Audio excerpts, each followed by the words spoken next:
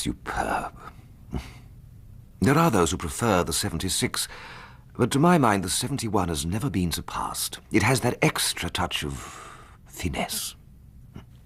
Now, let me see. Ah, yes. Oh, dear, oh, dear. I'm afraid that things have been allowed to go just a little far, have they not? They are an expensive addiction. Fascinating, of course, exciting, but expensive. Payment in full 10 days from now, or the possibility of your continuing good health will attract only very short odds.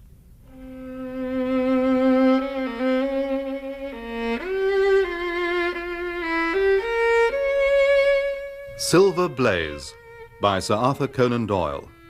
Dramatised for radio by Bert Coules. With Clive Merrison as Sherlock Holmes and Michael Williams as Dr. John Watson. And featuring Jack May as Colonel Ross. Silver Blaze.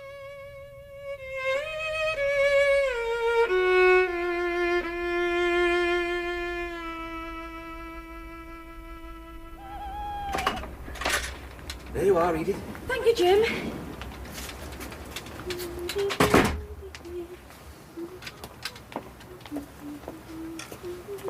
Excuse me. Oh, I'm terribly sorry. Didn't mean to startle you. Who are you, sir? Fact is, I'm lost. Can you tell me where I am? You're at King's Pyland Training Stables. Am I, indeed? What a stroke of luck. Excuse me, sir. No, wait. I understand that a lad watches over the horses at night. How did you know that? Oh, is that his supper? Smells good. Let's stay where you are. Now, I'm sure you'd like to earn the price of a new dress, wouldn't you?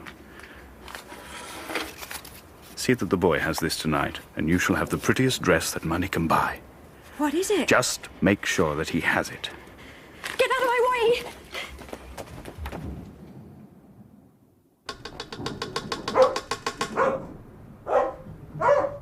Quiet, King. What's the matter with you?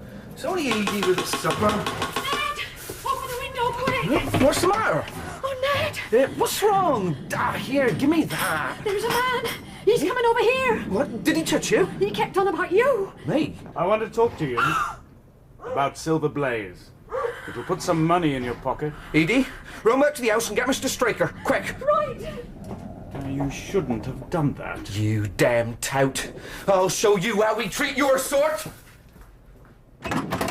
What are you doing? Get away from that window! You get out now, or I set a dog on you! All right, I'm going.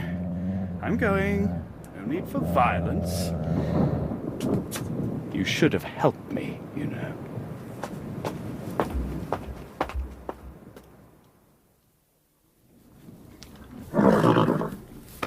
Easy, Blaze. That's the way. You did quite right to call me, Ned. Damn totes. No, I didn't like the look of him, Governor. And he proper put the wind up Edie. Did he threaten you at all? Wow, not in so many words. But you should have seen his stick, huh? I bet he could be handy with that if he wanted. He'll likely not be back. But keep your eyes open. Mr. Straker. And make sure you lock this door after me.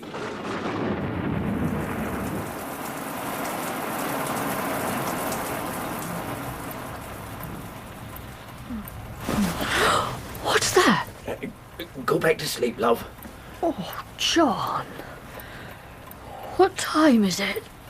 Just after 1. Go back to sleep. Why are you dressed? What's the matter? Nothing. Look, I can't settle. I'm going over to the stables. Oh, John. He won't have come back. I'm just going to check that everything's all right. Don't worry.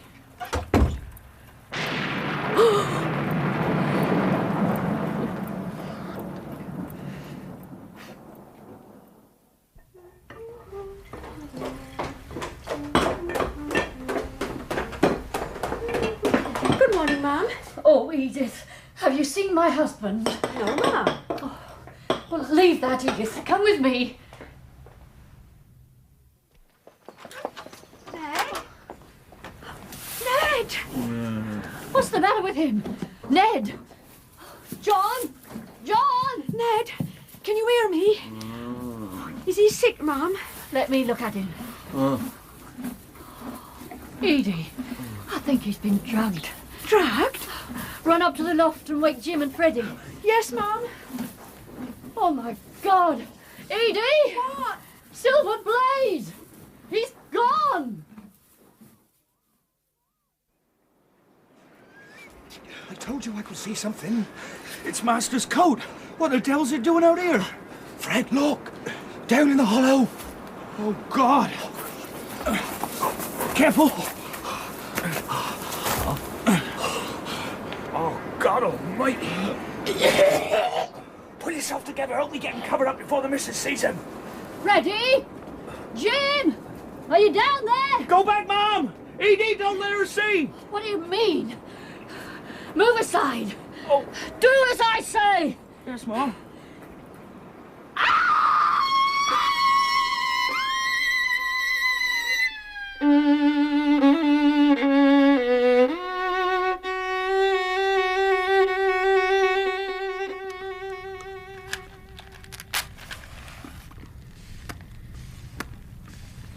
Do you mind if I open the window?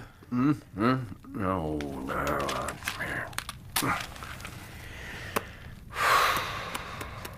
Sherlock Holmes had been up since long before breakfast, rambling about our room with his chin upon his chest and his brows knitted, charging and recharging his pipe with the strongest and most foul-smelling black tobacco, and absolutely deaf to any of my questions or remarks. I said, would you mind if I opened a window? Now, why the devil did I put that telegram? I knew perfectly well what it was that he was brooding over. There was only one problem before the public which could offer any challenge to his powers of analysis. Oh, Watson, where is that damn thing? Perhaps if the air were a little clearer, you'd be able to see where you put it. Ah.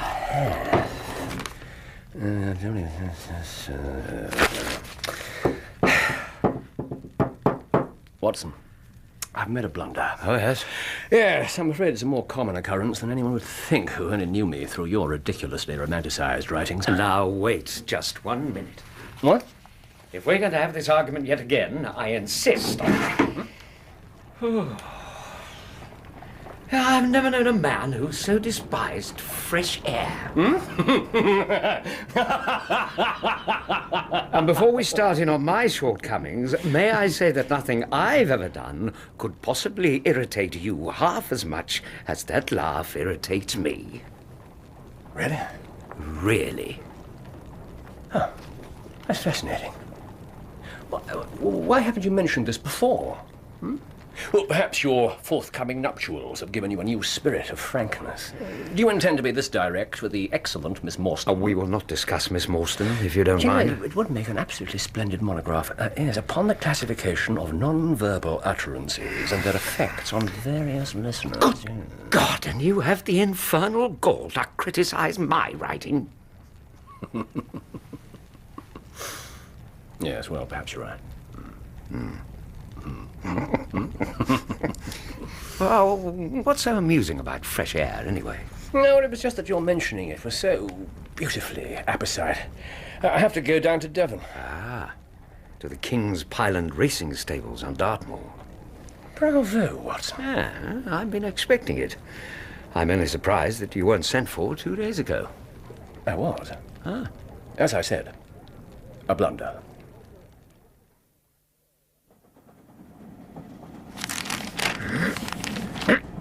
We're going well. Our rate at present is 53.5 miles per hour. 53.5 miles. Ah, I haven't observed the quarter-mile posts. Nor have I.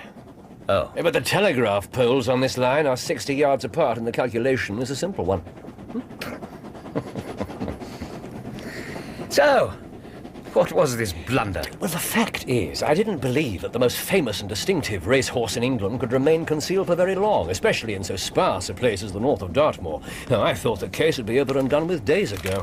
According to this, it is. What about the man they've arrested for the murder? Fitzroy Simpson. The paper speaks well of this Inspector Gregory.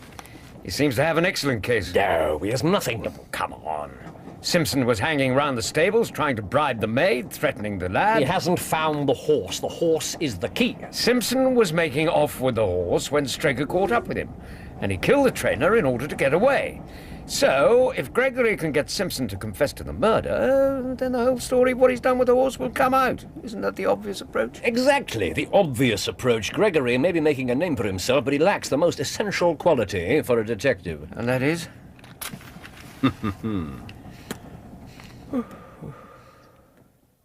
Mr. Holmes, Dr. Watson, an honour. Inspector? May I present Colonel Ross, the employer of the murdered man, and the owner of Silver Blaze. Good afternoon, Colonel. Mr. Holmes, Gregory here speaks very highly of you. Oh. I trust you'll live up to his recommendations.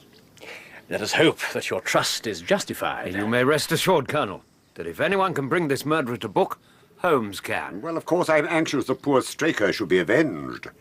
But make no mistake, Mr. Holmes, I'm engaging you to recover my horse. Colonel, you have made your position perfectly clear. Good.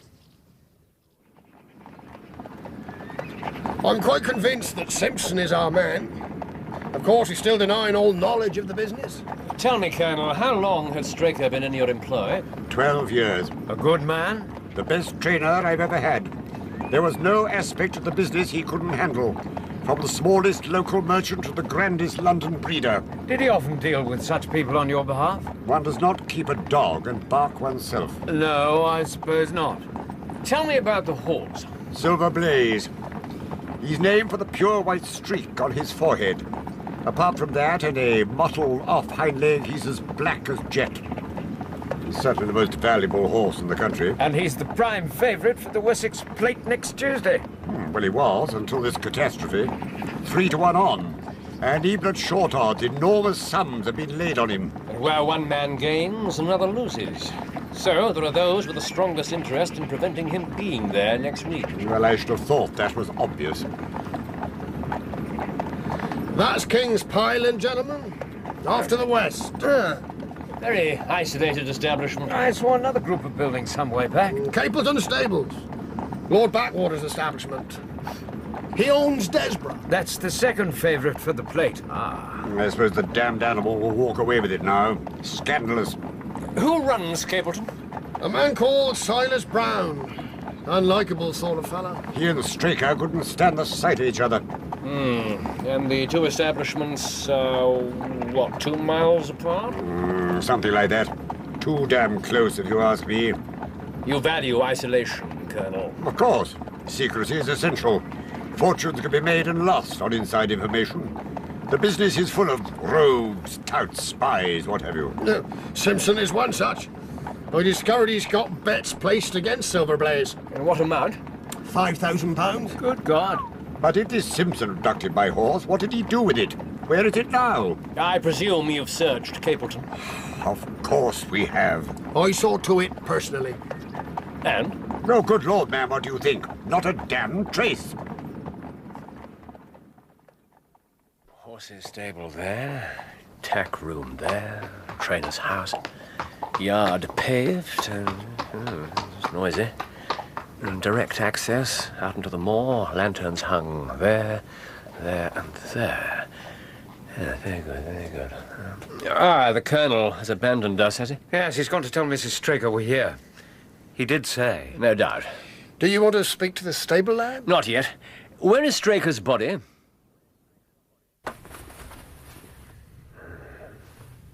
Good God. Quite, Doctor. Repeated blows to the side of the head. Almost the entire left side of the skull is shattered. A weighted club is a coward's weapon. Simpson had in his possession a stick with a hollowed-out end filled with lead. If owning a Penang lawyer makes a man a murderer, you should be out arresting a sizable portion of the population.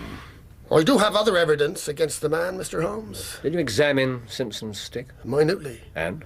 No traces. But he'd had ample time to clean it up. Of course, yes. Are there any other wounds? On the left thigh. The thigh. Fascinating, Doctor. It's a perfectly clean cut. And not particularly deep.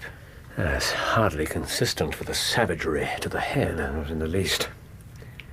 Did Simpson have a knife on him when you arrested him? No, but Straker was grasping a knife when he was found. Indeed? In which hand? The right. It was clotted with blood. My first thought was that he defended himself vigorously. Does Simpson bear any injuries? No. So I'm forced to assume that Straker injured himself in his fall. Inspector, altering your theory to fit in with a preconceived conclusion. Actually, it is quite possible. After a massive injury to the brain, there's often convulsive struggling, thrashing about. I think he may well have inflicted that cut on himself. Thank you, Doctor. Sorry, Mr. Holmes. No, don't be. I have no preconceived theory to upset. Yes, the fingers of the left hand have been straightened after death. What was he holding in that hand? A silk muffler, striped in red and black. Both the maidservant and the stable lad are ready to swear that Simpson was wearing it that night. Quiet, King! Down, boy! I'm sorry about that, gentlemen. It's of no matter. This is the table where you ate your supper? Yes, sir. And it was through this window that the maidservant handed you the tray. Edith, yes, sir. Edith, yes. Let me see. It's too small for an entrance. How are you feeling now, Ned? Well, bright as ninepence, thank you, sir. Though they had the devil's own judge to wake me up Tuesday morning, I'm told. Have you identified the drug that was used? Powdered opium. Powdered opium. Did all the household eat the same dish? Excellent, Watson. They did, Doctor. No ill effects. And the dish what? Curried mutton, sir. The maid Edith will testify that Simpson was carrying a folded packet made of white paper. He said to her, make sure the lad has this tonight. How did Simpson explain that? And he says it was a £10 note. And presumably he claims it was to bribe young Ned here into giving him inside information. He did say, sir, as he could put some money into my pocket. Thank you, Ned. Nonetheless, a paper packet is exactly the sort of container powdered opium would be in. Shall I bring in the maid now? No. I'd like to see what Straker had in his pockets. Here you are, gentlemen. Let me see. A box of Vestas, pipe, sealskin pouch with half an ounce of long-cut Cavendish, silver stopwatch, some papers, and... Well. I presume from bloodstains that this is the knife you mentioned. Yes, sir. Yes, not exactly what I was expecting. It's something in your line, surely, Doctor. Here. Yes, indeed. This is what we call a cataract knife. You see how small and fine the blade is? It's only used for the most delicate work. Curious choice for a weapon. There are all sorts of knives to be found in stables like this. Straker just grabbed the nearest one to hand when he set off after Simpson. Yes, very possibly. Now, these papers. Account from a hay merchant. Instructions from Colonel Ross. Now, what's this? Madame Lazurier of Bond Street, London. Also your department, Watson? Thank you very much. Well, it's a dressmaker's account for £37.15. It's actually made out to a William Derbyshire. So Mrs. Derbyshire has expensive tastes. May I keep this for a short while, Inspector? You think it important? Considerably. Colonel Ross. Holmes. And you must be Mrs. Straker. Yes, sir. Please accept our sincere condolences. Allow me. Thank you. I have explained to Mrs. Straker why you're here, gentlemen. Forgive me, madam, but certain questions must be asked. Of course. I'll help you all I can. Thank you. On which side of this house is your bedroom? Mr. Holmes, that cannot be relevant. Colonel, please. Mrs. Straker. At the front of the house. So your bedroom window looks across the yard to the stables? Yes. Yes. On the night of the tragedy, you heard nothing untoward? Nothing, sir. Nothing at all. No one heard the least disturbance, Mr. Holmes. That's enough now, Holmes. One last point. Yes. Who is Mr. William Derbyshire? Madam? He's a friend of my husband's. A close friend.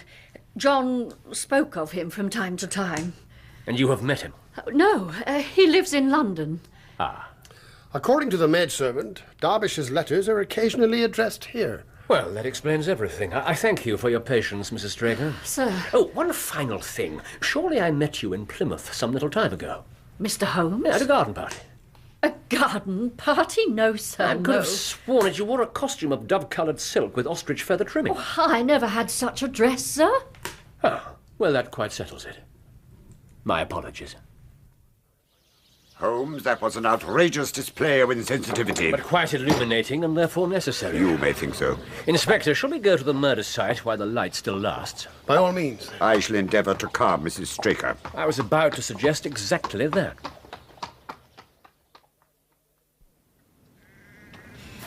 This is the spot, gentlemen. Straker's coat was on the tree out there.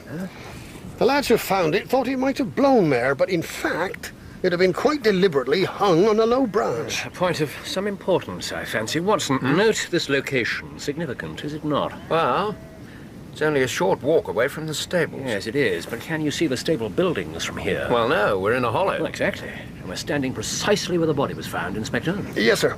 I had that matting placed there to preserve any markings. Ah, excellent.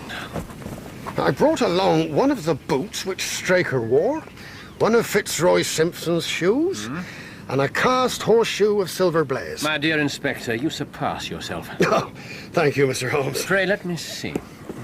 Yeah. Yes, it's good. Good. Now, stand back, if you please.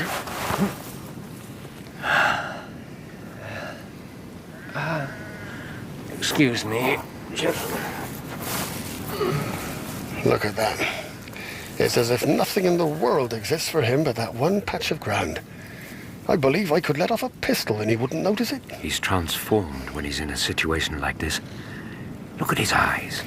I tell you, Doctor, I've been an admirer of his methods for some time, but actually to see him at work, it's an education. Oh, your own approach to the job strikes me as admirably clear and logical, Inspector. Well, thank you, Doctor. That's very gratifying. And I have to say it, I can't help thinking that the facts in this case seem to speak for themselves. Your net certainly seems to be tightly drawn around Fitzroy Simpson. What have you got, Mr. Holmes? Look. A candle stub. So we have more time. We can also find the Vesta used to light it. I've been all over this site. I can't think how I managed to overlook anything. Yeah, it was invisible, buried in the mud. I only found it because I was looking for it. You expected to find it? Yes, I thought it not unlikely. Mr. Holmes, is something wrong?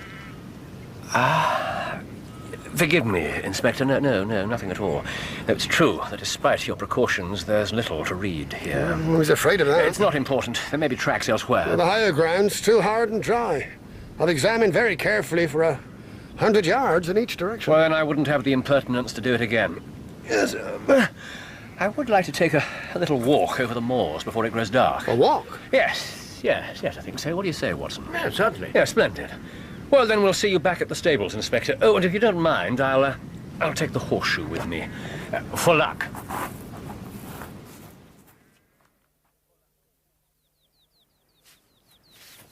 Your leg holding up, Watson? Yes, never a twinge. Thank you. What a magnificent view. Let's stop here for a moment. Yes, certainly. Look at the way that plain is tinged with gold. And the ruddy brown where the fern and the brambles catch the last rays of the sun. It's beautiful. And I don't want to hear a word from you about romantic rubbish. It is beautiful. I wish I could paint. I do hope your present rose-coloured optimism isn't going to be too rudely shattered by the realities of married life. Are you still on about that? I know it amuses you to see me as a sort of overgrown, lovesick schoolboy, but don't you have more important matters to think about just at the moment? You believe that Gregory's solution is correct? Yes, I do. His case is very well argued. Simpson has a considerable financial interest in the disappearance of the favourite. He had clear access to the stable lad's meal through that window. He was armed with a heavy stick, and his muffler was found in the dead man's hand. That business with the paper packet... Yeah, a clever counsel would tear it all to rags. The muffler was lost on the moor, the stick is a perfectly common item. He leaned in the window to look at the animal, no more, and the packet was exactly what he claimed it to be, a £10 note. Well then, what's your case? I have none. Then aren't you being a trifle hasty in dismissing Gregory? Oh, I have the solution. You know who the murderer is? Yes, but I have no case because I have no proof. I have a number of loose threads, but nothing to bind them together. Yes, I've overlooked something that's been staring me in the face. Something you've seen? Heard, something of vital significance, something spoken. Who have I talked to since we arrived? Let me have a look. In order, it would have been Colonel Ross. No, Inspector Gregory first, then Ross, then the stable lad Ned, then Mrs. Straker. That's it. Do you want me to go over the main points of the conversation? Gregory, Ross... Fool! I beg your pardon? Fool, fool, fool! Holmes!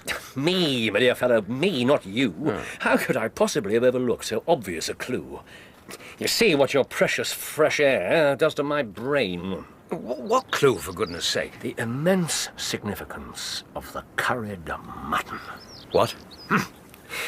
It's one pull on that final thread and all the other strands are drawn into a knot. I have the facts and I have the proof. Only one question still remains to be answered. And that is? The location of the horse. You don't know where the horse is? When you said you'd solved it, I thought you meant everything. They were together in that hollow, in the dark. The murder was committed and Silver Blaze broke away. Broke away? Why didn't the murderer stop him? Yes, excellent question. Once you realize the motive behind the murder, the answer will present itself. The motive is obvious. Is it? Yes. What sort of creature is a horse? Huh? Up out of the hollow, scenting the air. Yes. Most of the ground around here is hard and would have held no impressions, even in Monday's rain. But if I'm correct... That next hollow. What about it? I'll show you. Come on.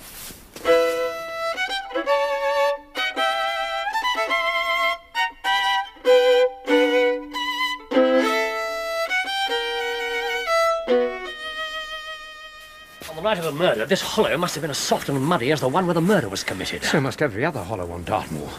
What's so significant about this one? Look. By God.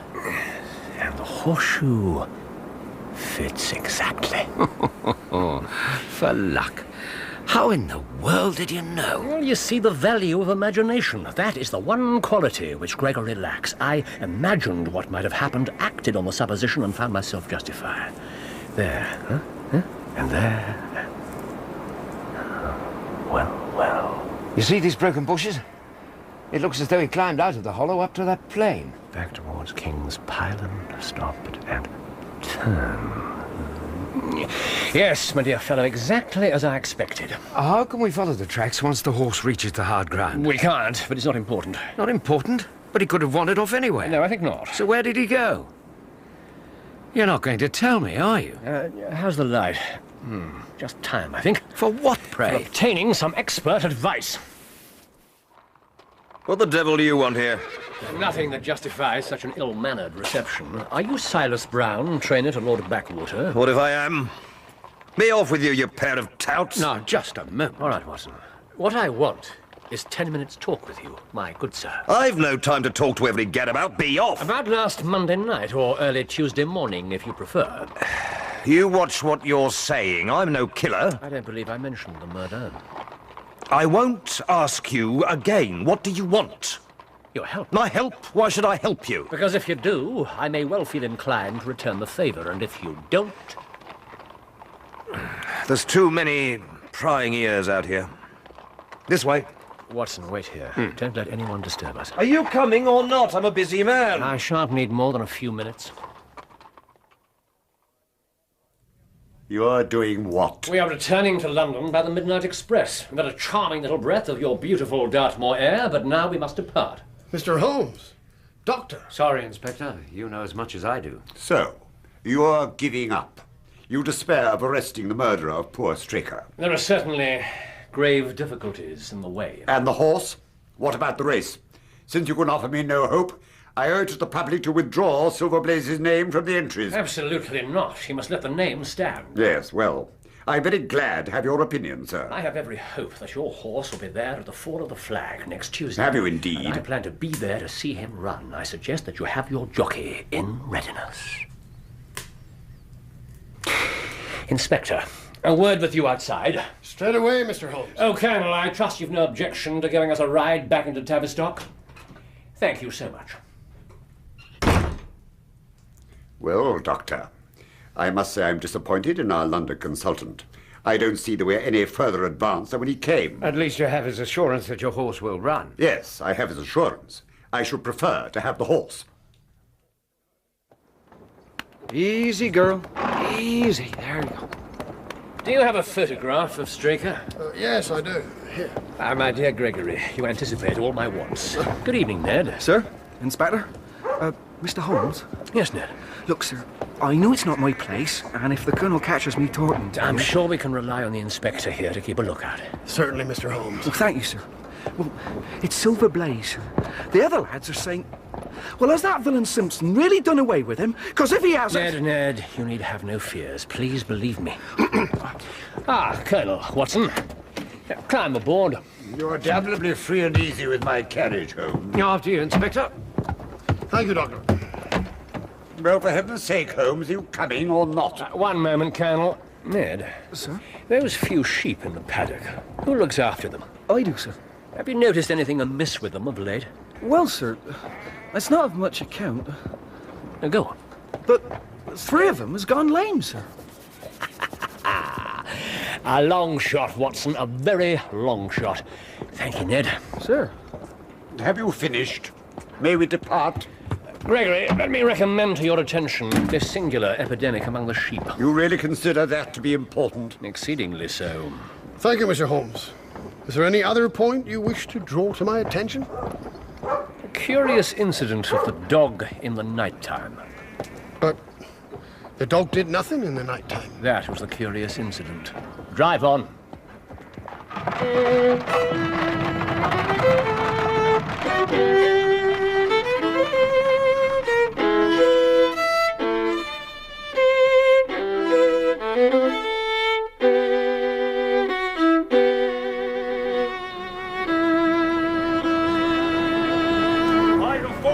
Silver Blaze! 5-4 against Silver Blaze! 72 Desborough! 72 Desborough! 6-1 pugilist! 7-1! Holmes, this is ridiculous. Surely not. You've told me all the rest. Why not the final detail? My dear chap, I thought you'd enjoy the chance to work it out for yourself. Come with me, and all shall be made clear.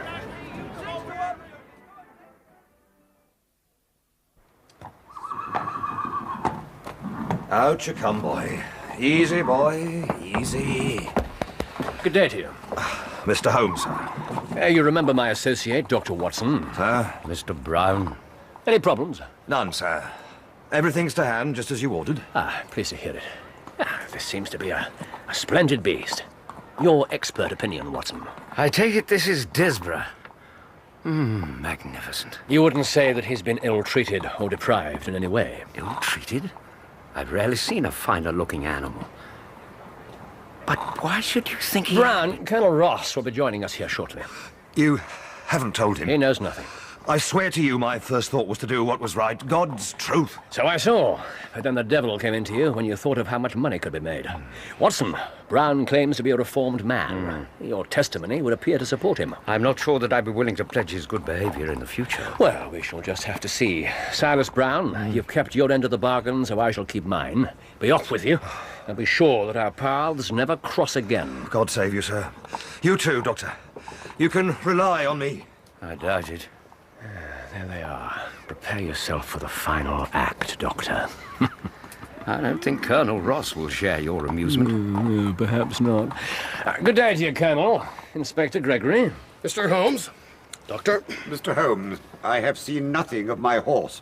At your insistence... That's my suggestion. I have allowed Silver Blaze's name to stand and my jockey to be weighed. Do you realize what penalties I shall face when the horse doesn't appear? By God, I'll sue you for every penny you possess. Tell me, Colonel, would you know Silver Blaze when you saw him? I, sir, have been on the turf for 20 years, and never have I been asked such a damn fool question. Know my own horse, indeed? Sir, your services are dispensed with. This nonsense has gone on quite long enough. I agree. Let us have no more nonsense. You engaged me to find Silver Blaze. I have done so. What? Then where the devil is he? Before you. Good God, man, that's not my horse. That beast hasn't a white hair on his body. Watson, be so good as to pass me that bucket. Yeah, certainly. Mr. Holmes, What's the meaning of this? Oh, bear with him, Inspector. I think I can see where this is all leading. Well done, Watson. Well, I'm damned if I can. Observe closely, gentlemen. This bucket contains spirits of wine. An excellent and versatile liquid. Easy boy. Ideally suited for the removal of nearly all types of... hold his head steady, Watson. Nearly all types of... paint and dye. Well, I'm damned. Bravo, Holmes. Wonderful. Mr. Holmes. Colonel. You take my breath away. Silver Blaze! Come on, Silver Blaze! Come on, Silver Blaze! On the favourite! That's the way, go!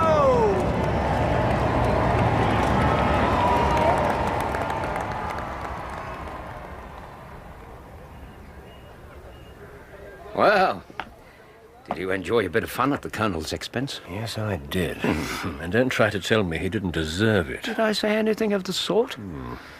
I still think you might have told me, though. How did you know? Oh, you remember that muddy hollow near to Capleton? While you were off examining your broken bushes, I found clear traces of a man's footsteps. He saw the horse wandering loose, ran up to it and led it away. It had to be brown, and one look at his boots confirmed it. I'd more or less decided that he had it anyway. A horse is a gregarious creature. Its instinct is always to seek out its own kind. Really? Watson, before the others join us, a favour. Yeah, of course. When you write this one up, be sure to do full justice to that scene.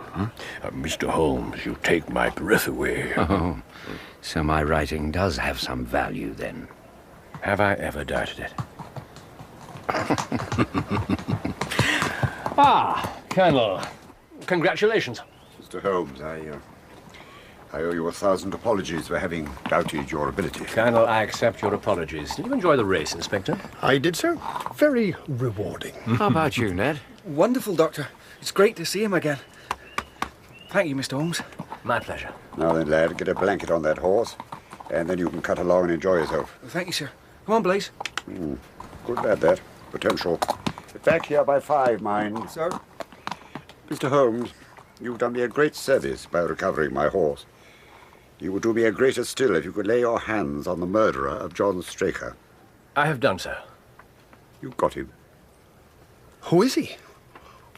Where is he? You had all the threads in your hand, Inspector. You failed only to tie them together. And this was a case where the art of the reasoner lay in sifting the fine details rather than uncovering new evidence. Details such as the drug used on the stable lad. Powdered opium? But why was that significant? Because it's by no means tasteless. In most dishes, it would be immediately detectable. But the supper that night was curried mutton, as the poisoner must have known it was going to be. That one point alone totally eliminated Fitzroy Simpson. Then there was the question of the dog. I pointed that out to you. I thought you were talking nonsense. The dog that did nothing. The dog that did not bark. No one reported hearing any disturbance that night. The dog didn't bark, so... So, whoever took the horse was someone the dog knew well. Exactly. Mr. Holmes, I do not like where this is leading. Nonetheless, Colonel, it is the truth. John Straker himself was at the center of the crime. He was a man wholly unworthy of your trust. On the night of the murder, Straker waited until he knew that Ned would be unconscious. Then he unlocked the stables with his own key and led Silver Blaze out into the moor. On the way, he found Simpson's muffler lost in its owner's earlier flight and picked it up, probably thinking he could use it to secure the horse. He hung his coat on a tree to give himself more freedom of movement, led the horse into a hollow out of sight and earshot of the buildings, and lit the stub of a candle so he could see to carry out his plan. But what plan? What was all this for? Remember the knife found in the dead man's hand? A surgical instrument. Very fine and delicate. It was to be used for a most delicate operation that night. Such a knife could be inserted subcutaneously, leaving absolutely no trace, and used to make the merest nick on the tendons of the horse's leg. The villain, the damned scoundrel. The poor horse would be no more than slightly lamed. His losing today will be put down to a muscle strain or something equally but minor. Never to foul play. Something else I pointed out. Straker knew he would only have one chance. He couldn't risk this tendon nicking going wrong. You recall my long shot. Oh, the sheep! The lame sheep. By God, he'd been practicing. Exactly. Well done, Inspector. But why? Why did he want to ruin me? He didn't, Colonel. Not directly. This is the final loose thread. A £37 walking outfit from Madame Lesurier of Bond Street. Mrs. Straker's explanation of Mr. William Derbyshire did not convince me. Men do not carry other people's bills about in their pockets, and you observed her manner when I mentioned the name. Well, I put it down to her grief. No, it is more than that. I believe that she had already divined the truth about her husband and Mr. Derbyshire, possibly some time ago. Women can be surprisingly resilient creatures. What are you saying? Straker and Derbyshire were one and the same. He was leading a double life. One involving another woman. As you told us yourself, Colonel, of his frequent trips to London. Oh, God. Madame Lesurier recognized Mr. Derbyshire at once from our photograph of Straker. An excellent customer whose dashing wife has a strong partiality for extremely expensive dresses. I've no doubt that this woman led Straker head over heels into debt and straight into the welcoming arms of the moneylenders. I take it we must assume we had bets laid against Silver Blaze. Bets that must certainly have been placed with even more borrowed cash. It was a desperate scheme. The fool. Why couldn't he have come to me? I've lost the best trainer I ever had. But the murderer, Mr. Holmes. Who is the murderer? Straker may have been a villain, but murder cannot go unpunished. If you ask me, the fellow did me a favor. Getting to Straker before he had a chance to injure my horse. I'll give him a medal. Colonel Ross, we're talking about a crime of the utmost seriousness. Now, Mr. Holmes, it can only have been another member of the Colonel's staff. But who? One of the lads? Surely not the maid. No, not the maid. The murderer of John Straker is here now. Here? Where? In my company at the present moment. Mr. Holmes, that is either a very bad joke or an insult. Not you, Colonel. The murderer is standing just over there. Good God. The horse. The horse. They were there together in the darkness, and he undoubtedly sensed Straker's own tension and fear. Perhaps it was the sudden glare of the match, or that strange instinct that animals have when danger is near, whatever the cause. As Straker bent to his miserable task, Silver Blaze lashed out and killed him with a single blow. Wonderful. Wonderful. You might have been there. It was a privilege to listen to that, Mr. Holmes. Thank you. Wait. You've explained all but one thing. What's that, Colonel? Where exactly was the horse? It bolted and was found wandering on the moor and cared for by one of your neighbours. We must have an amnesty in that direction, I think. Very well. What matters is that Silver Blaze is home once more. And as for delivering the murderer to justice, well, no court in the land would declare him guilty. The verdict must clearly be self-defense.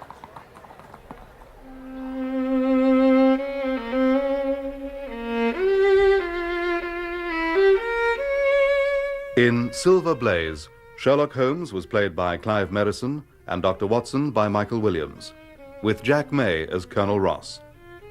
Inspector Gregory was played by Terence Edmund, John Straker by Fraser Carr, Mrs. Straker by Susan Sheridan, Silas Brown by Brett Usher, Fitzroy Simpson by Nigel Carrington, Ned by Mark Straker, and Edith by Petra Markham. Other parts were played by members of the cast. The violinist was Leonard Friedman. Silver Blaze was dramatized for radio by Bert Coules and directed by Patrick Rayner.